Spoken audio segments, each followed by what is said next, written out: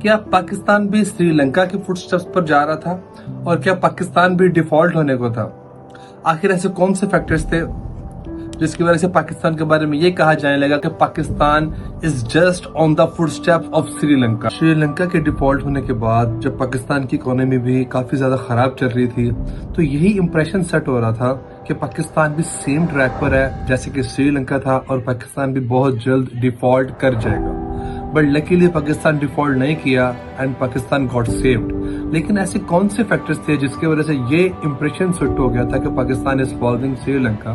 تو اگر پاکستان ان فیکٹرز کو ابھی سے دیکھ لے، پریونٹیو میئرز لے لے، تو فیوچر کے لیے اپنے آپ کو دوبارہ ایسی کسی کنڈیشن سے سیو کر سکتا ہے. ڈیفالٹ کے ٹائم سے ہی اکانومسٹ یہی کہہ رہے تھے کہ سری لنکا کے گرنے کی ایک مین وجہ ٹورزم کا ختم ہونا اور ریمیٹنسز کا نہ آنا ہے. کیونکہ کوئی بھی آئی لینڈ جو اپنی پلیسمنٹ کی وجہ سے، اپنی ہسٹری کی وجہ سے فیمس ہو، وہاں پر ٹورزم کے لیے اچھی اپرچونیٹیز ہوں، تو ٹورزم اس آئی لینڈ کا ایک مین سورس آف انکم ہوتا ہے. اور کووڈ کے بعد سے ریمیٹنسز بھی نہیں آ رہی تھی اور ٹورزم بھی بہت زیادہ افیکٹ ہو گیا تھا، جس کی وجہ سے سری لنکا کی جو بیک بون تھی اکانومی کی وہ ٹوٹ گئی. پاکستان کی بات کی جائے تو in terms of land, in terms of population, in terms of G D P, اس کا سری لنکا سے کوئی خاص مقابلہ نہیں ہے، کوئی خاص کمپیریزن نہیں ہے. ہاں، لیکن کچھ ایسے کامن فیکٹرز ہیں دونوں کنٹریز میں جس کی وجہ سے دونوں کو ایک دوسرے کے ساتھ جوڑا جا رہا ہے. جیسے کہ سری لنکا میں ایک خاصے ٹائم سے، لاسٹ 4-5 ایئر سے ایک پولیٹیکل کرائسس چلتا آ رہا تھا، ٹگ آف وار تھی ان terms of politics. Same Pakistan میں بھی فرام لاسٹ 2-3 ایئرس اچھا خاصا پولیٹیکل انسٹیبلٹی چلتی آ رہی تھی اور ایک پولیٹیکل کرائسس تھا پاکستان میں بھی. سملرلی سری لنکا میں بھی ایک اچھا خاصا ڈپلیٹ تھا فورن ریزروز کا، اور یہاں پر پاکستان میں بھی اچھا خاصا کمی آ گئی تھی فورن ریزروز میں. تو ان فیکٹرز کی بنا پر لوگوں نے اس چیز کو ریئلائز کیا کہ yes, Pakistan is following the footsteps of Sri Lanka. تو یہاں سے یہ جو تھیوری ہے وہ بیس کرتی ہے. ہسٹوریکلی دیکھا جائے تو ساؤتھ ایشیا کا فرسٹ کنٹری ہے سری لنکا جس نے اوپن اکنامک ریفارمز کی، ٹریڈ کو سپورٹ کیا، ایکسپورٹ کو سپورٹ کیا. لیکن ہم اب دیکھتے ہیں کہ just on a payment of $78 million May 2022 میں سری لنکا اکانومی کلیپس کر گئی اور کنٹری ڈیفالٹ ہو گیا. سری لنکا کے سینٹرل بینک نے بھی اس بات کو سپورٹ کیا کہ 2021 میں 2019 کے مقابلے میں ٹورزم اور ریمیٹنسز 86% اور 18% کم ہو گئی. تو یہاں سے تو سیدھا سیدھا واضح ہو گیا کہ کنٹری اپنی بیک بون لوز کر رہا ہے. ایون کہ سری لنکا نے $1.5 بلین کا لون بھی لیا ہے چائنا سے، لیکن اس کے باوجود کنٹری اپنے آپ کو سپورٹ نہیں کر پایا کیونکہ وہ loan was just in the terms of foreign reserves کو مینٹین کرنے کے لیے، not for the sake of usage. So economy paralyze ہی رہی. پولیٹیکل پیج پر دیکھا جائے تو سری لنکا کی پالیٹکس بھی مینلی 2 پارٹیز سے ڈومینیٹ کر رہی ہے. 2 پارٹیز ایک دوسرے کو کمپیٹ کر رہی ہیں کافی عرصے سے. اور یہی ہوا کہ جب ایک پارٹی کو اس چیز کا خطرہ لاحق ہوا کہ دوسری پارٹی جو اپوزیشن میں ہے وہ ان کے ووٹ بینک کو گرا سکتی ہے، تو انہوں نے پاپولسٹ ٹیکٹکس یوز کرنی شروع کر دی. انہوں نے سبسڈیز دینی شروع کر دی، انہوں نے ٹیکس کٹ دینا شروع کر دیا، اور اپنے ووٹ بینک کو بچانے کے لیے، اپنی پالیٹکس کو بچانے کے لیے کنٹری کی اکانومی کو اسٹیک پہ لگا دیا. ماسز کیونکہ چیزوں کو ڈیپلی اینالائز نہیں کرتے ہیں، ان کو تو وقتی طور پر پیٹرول، گھی اور دوسری کھانے پینے کی چیزیں سستی چاہیے ہوتی ہیں، تو وہ اس چیز کو دیکھتے ہیں کہ جو پارٹی اس چیز کو پروموٹ کرتی ہے وہ اس کو سپورٹ کرتے ہیں. دے ڈونٹ ایون بودر کہ بیک اینڈ پر کیا چل رہا ہے، اور ایک لے مین اس چیز کی پرواہ بھی نہیں کرتا ہے. تو پاپولسٹ ٹیکٹکس یوز کیے گئے جس کی وجہ سے کنٹری کی اوور آل اکانومی اسٹیک پر گئی اور کنٹری ایونچولی ڈیفالٹ کر گیا. لیکن یہ کہہ دینا کہ یہ کنٹری جسٹ پچھلے 2-3 سال کی پرفارمنس سے ڈیفالٹ کیا ہے اور اس کے پیچھے کوئی سٹرکچرل، کوئی ایسے روٹ فالٹ لائنز نہیں تھی پچھلے ڈیکڈز کی، تو یہ غلط ہوگا. ایکچولی ڈیکڈز اگو سری لنکا فالٹ لائنز پر ہی کام کر رہا ہے، لیکن اس کا اثر اب دیکھنے کو آیا. ایون کہ کنٹری نے 2007 سے لے کر 2016 تک ایک 6% کی اچھی گروتھ بھی مینٹین کی، لیکن اس کے باوجود ایک 8-10 سال کے عرصے کی جو اچھی پرفارمنس ہے اس کو آپ ڈیکڈز کی جو سٹرکچرل فالٹ لائنز ہیں اس کو آپ برابر نہیں کر سکتے، ان کا اثر کہیں نہ کہیں تو آتا ہی ہے۔ شری لنکا شروع سے ہی کوئی بہت زیادہ رچ کنٹری تو تھا نہیں، تو جو فنڈز اس نے انٹرنیشنل انسٹیٹیوشن سے بورو کیے ان کو پروڈکشن ریلیٹڈ انڈسٹریز میں انویسٹ نہیں کیا اور اپنی گروتھ کو وہاں سے انکریز نہیں کیا، اپنی ایکسپورٹ بیس کو وہاں سے انکریز نہیں کیا، اور اپنا اس جو پیسے کو، اس بوروڈ فنڈ کو اپنا انفراسٹرکچر ڈیولپ کرنے میں استعمال کیا، کہ اپنے آپ کو ایک ماڈرنائز کنٹری دکھانے میں استعمال کیا، نہ کہ اپنی بیک بون کو مضبوط کیا، اپنی انڈسٹریز میں انویسٹ کیا۔ یہی وجہ ہے کہ جو آئی لینڈ ہے مینلی ڈیپینڈ کر گیا ریمیٹنسز پر اور ٹورزم پر۔ تو جیسے یہ دو چیزیں افیکٹ ہوئیں تو پوری ورلڈ نے وٹنس کیا کہ سری لنکا کولیپس کر گیا۔ اس کے ریلیشن میں اگر پاکستان کی بات کی جائے تو پاکستان بھی اپنے ڈیپٹ کے جو تھریش ہولڈ لیول ہے اسے کراس کر چکا ہے۔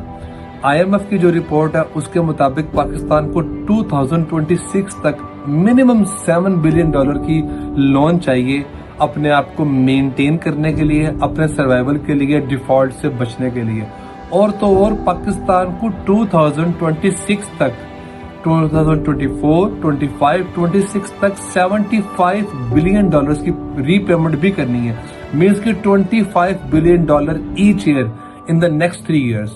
And this is the current situation of Pakistan. جو بھی پاکستان کو یہ سمجھ رہا ہے کہ پاکستان شاید دوبارہ اس کنڈیشن میں نہیں آئے گا یا بچ گیا، تو it is just a math.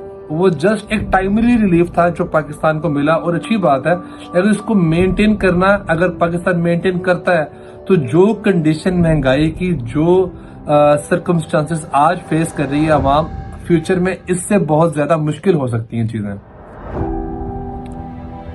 البتہ شری لنکا کے مقابلے میں آج پاکستان کو $3 بلین کا لون مل چکا ہے آج کی ڈیٹ میں IMF سے، اور ساتھ ہی ساتھ جو پاکستان کا ایک انٹرنیشنل سٹینڈنگ ہے، ایک انٹرنیشنل امیج ہے، اس نے بھی ہیلپ آؤٹ کیا پاکستان کو بہت زیادہ ڈیفالٹ سے بچنے میں۔ جیسے کہ جنیوا میں کلائمیٹ کانفرنس میں جو ڈونرز آف پاکستان نے پاکستان کو $10 بلین کی امداد کی، no doubt 90% of that fund is just on the paper till now, اور وہ پروجیکٹ کی صورت میں ہے، لیکن یس آن دا پیپر وہ ایک سپورٹ تو ہے۔ اور ساتھ ہی ساتھ جو مسلم کنٹریز ہیں from the day first are helping Pakistan, اور اب بھی UAE نے پاکستان کو سپورٹ کیا رول اوور کی فارم میں $3 بلین کا، اور سعودی عرب نے بھی لاسٹ ایئر $1 بلین کے ڈیفرڈ پیمنٹ پر آئل امپورٹ کروایا۔ تو یہ چیزیں ہیں جس نے پاکستان کو اب تک ایک حساب میں لے رکھا، اور پاکستان ابھی بھی سیف سائڈ پہ ہے۔ ان فیکٹرز کو جن کو انالائز کیا، اس کے بعد اگر ہم ہسٹری میں دیکھیں تو دونوں کنٹریز سری لنکا بھی اور پاکستان بھی کچھ سملیرٹیز ایک دوسرے سے شیئر کرتے ہیں۔ مینلی پاکستان کو بھی بجٹ ڈیفیسٹ 80s میں فیل ہوا جب پاکستان حصہ تھا افغان وار کا اور وار آن ٹیرر کا، اور at the second side Sri Lanka بھی اپنے اندر سول وار کا فیس کر رہا تھا اور اس میں مائنورٹیز سے لڑ رہا تھا۔ تو وار دونوں سائڈز پر تھی، اور ایٹ دا سیم ٹائم دونوں کنٹریز ورلڈ پاور سے، انسٹیٹیوشن سے فنڈ ریسیو کر رہے تھے وار کے خلاف، ٹیررزم کے خلاف۔ تو یہ ایک کامن فیکٹر تھا جو دونوں کنٹریز کو ایج مل رہا تھا ان کی بیلنس آف پیمنٹ کو مینٹین کرنے کے لیے، جو ان کو باہر سے فنڈز آ رہے تھے۔ تو پاکستان بھی وار میں انوالو تھا، شری لنکا بھی وار میں انوالو تھا، اور دونوں کنٹریز کیونکہ فنڈز ریسیو کر رہے تھے۔ تو جیسے ہی ہم پاکستان کی کیس میں دیکھتے ہیں، جب افغان وار 1979 کے بعد ختم ہوتی ہے at the and of 80s، تو جو کمنگ ڈیکڈ ہے 1988 سے 1998 تک پاکستان میں 10 سال میں 7 گورنمنٹس آتی ہیں اور جاتی ہیں، تو پولیٹیکل کرائسس رہتا ہے، پولیٹیکل انسٹیبلٹی رہتی ہے۔ اور اس کے بعد لکیلی کہنا چاہیے یا ان لکیلی کہنا چاہیے، جب 9/11 ہوتا ہے تو پاکستان کو دوبارہ ایک مین پلیئر کے سامنے آنا پڑتا ہے امریکہ کا الائے بن کے ٹیررزم کے خلاف۔ تو ٹیررزم کی جنگ میں بھی پاکستان کو بہت زیادہ انٹرنیشنل انسٹیٹیوشن سے، یو ایس اے سے اور بگ کنٹریز سے ایڈ ملتی ہے، فنڈز ملتے ہیں. تو اگین جو بیلنس آف پیمنٹ کا جو پرابلم تھا، جو ایک ایسٹ کو مینٹین کرنے کا پرابلم تھا، وہ پاکستان کا پچھلی 3-4 دہائیوں سے ایسے ہی حل ہوتا چلا آ رہا تھا کہ جب وار ہوتی تھی پاکستان کو فنڈز ملتے تھے، پاکستان کا جو ایسٹ تھے وہ زیادہ رہتے تھے اور بیلنس آف پیمنٹ کا ایشو زیادہ نہیں آتا تھا. سملرلی پاکستان میں اور سری لنکا میں ایک چیز یہاں پر کامن چلتی آ رہی تھی، وہ تھی پولیٹیکل کرائسس.